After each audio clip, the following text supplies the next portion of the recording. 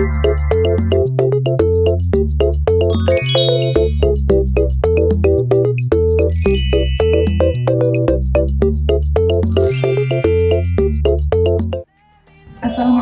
warahmatullahi wabarakatuh.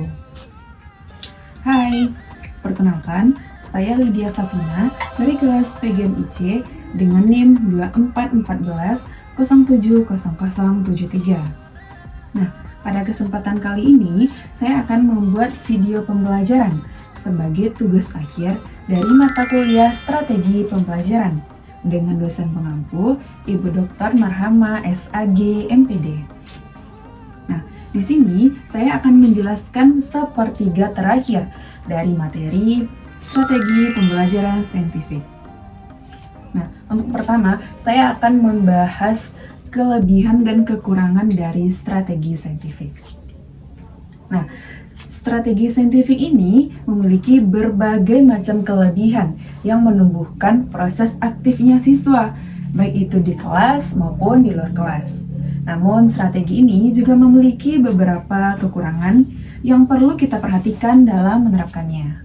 Baiklah, untuk poin yang pertama yaitu kita bahas kelebihannya terlebih dahulu. Pertama, strategi saintifik ini berpusat kepada siswa.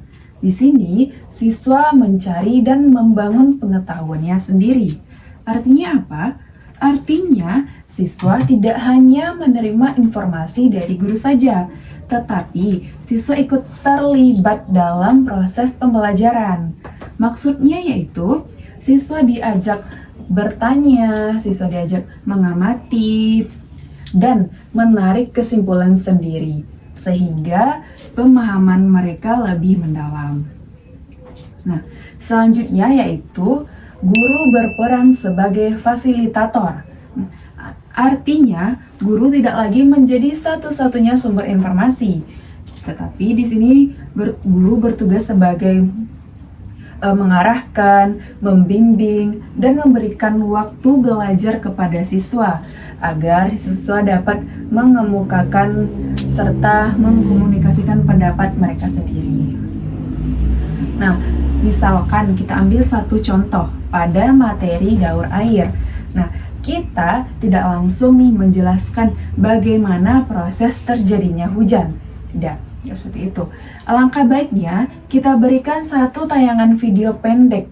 Nah, kita tayangkan video pendek kepada siswa. Lalu setelah itu, kita meminta siswa untuk menarik kesimpulan bagaimana nih proses terjadinya hujan. Bagaimana hujan itu bisa turun, begitu. Nah, jadi dengan cara seperti inilah dapat melatih kemampuan berpikirnya siswa daripada mereka hanya mendengar penjelasan dari guru saja. Nah, selanjutnya yaitu mengembangkan kemampuan berpikir. Nah, melatih kemampuan berpikir kritis dan juga kemampuan berpikir kreatif. Dan juga membiasakan pemecahan masalah. Misalkan kita akan melakukan pembelajaran IPA dengan materi tumbuh-tumbuhan. Nah, sebagai contoh, kita ambil satu tanaman, lalu kita membawanya ke kelas, tetapi tanaman itu layu. Nah, kita perlihatkan kepada siswa, kenapa nih tanaman ini bisa layu gitu. Tetapi kita tidak langsung menjelaskan kenapa tanaman itu layu. Nah, kita minta dulu siswa mengamati dan mendiskusikan dengan teman-temannya. Kenapa tanaman ini layu dan bagaimana solusinya gitu. Nah, dengan cara seperti tadilah melatih untuk kemampuan siswa dalam memecahkan masalah. Nah, selanjutnya yaitu meningkatkan motivasi belajar. Nah, strategi ini juga meningkatkan motivasi belajar seperti menumbuhkan rasa ingin tahu siswa. Nah, biasanya kan siswa itu lebih senang dan lebih bersemangat ketika mereka diajak melakukan percobaan-percobaan sederhana. Misalkan ketika melakukan percobaan gunung meletus dari soda dan cuka untuk memahami bagaimana reaksi kimianya. Nah, selanjutnya yaitu membentuk karakter positif. Membentuk karakter jujur, disiplin, mandiri, dan bertanggung jawab. secara kan pada pembelajaran kelompok siswa dibagi-bagi, ini tugasnya ini dan ini juga tugasnya seperti ini gitu. Nah, disitulah mereka dilatih untuk bertanggung jawab terhadap apa yang telah kita amanahkan kepada mereka. Nah, secara tidak langsung karakter siswa juga ikut berkembang gitu. Baiklah, selanjutnya yaitu hasil pembelajaran lebih bermakna.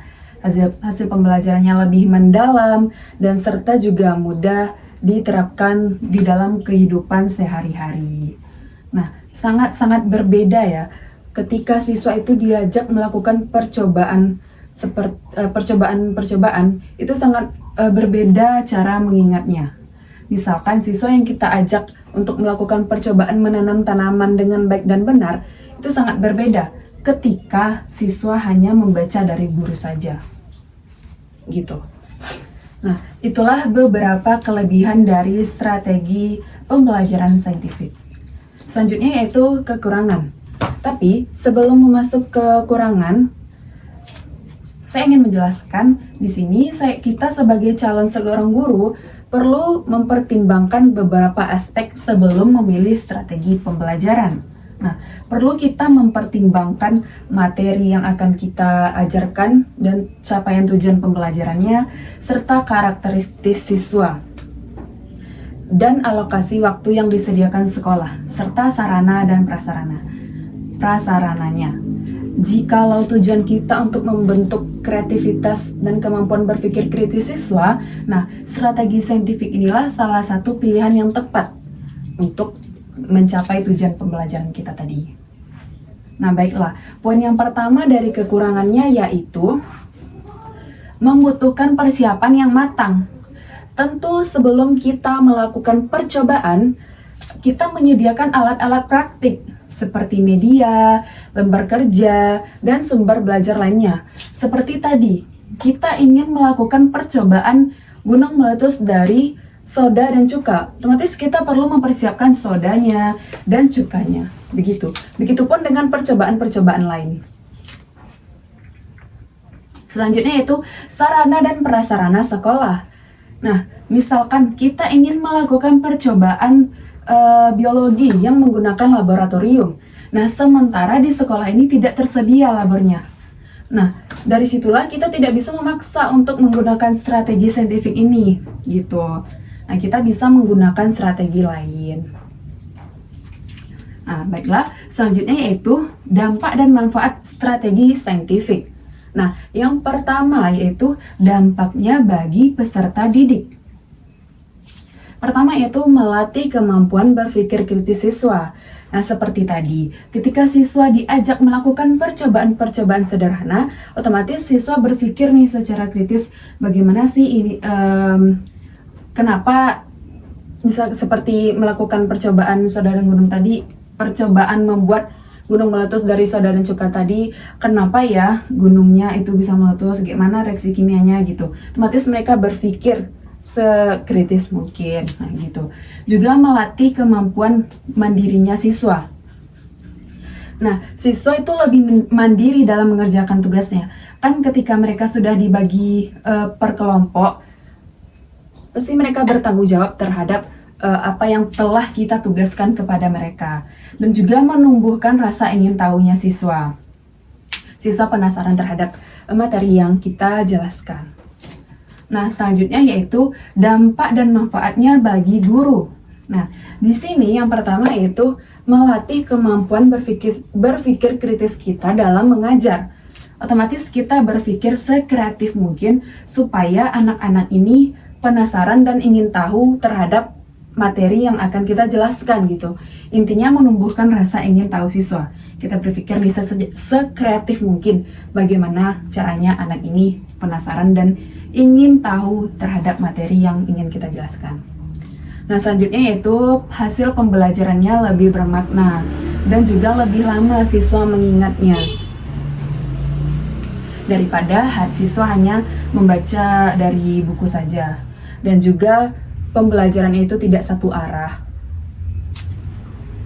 Nah, baiklah, itulah jadi kesimpulannya yaitu Strategi pembelajaran saintifik ini memiliki berbagai macam kelebihan yang mendukung proses aktifnya siswa, berpikir kreatifnya siswa gitu.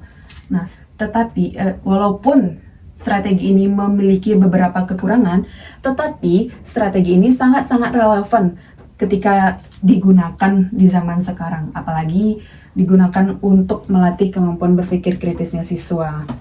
Nah, intinya strategi ini berpusat kepada peserta didik. Nah, baiklah, sampai sini materi yang saya jelaskan. Saya mohon maaf jikalau banyak kesalahan. Saya akhiri dengan kata wassalamualaikum warahmatullahi wabarakatuh.